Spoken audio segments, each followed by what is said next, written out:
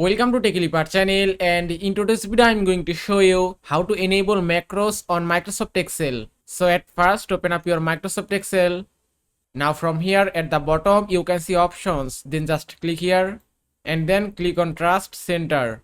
After that click on Trust Center settings, and here you can see macro settings, then just click here. Now here you can see four options: disable VBA macros without notification, disable VBA macros with notification, disable VBA macros except digitally signed macros, and the last one is enable VBA macros not recommended, potentially dangerous code can run. Now if you want to enable macros, you have to select enable VBA macros, and then you have to enable Excel 4.0 macros when VBA macros are enabled. Then just check this option to enable it, and it's done. And then click on OK, then click on OK again to confirm it, and it's done. Now open a blank document and then click on View tab, and at the corner you can see macros.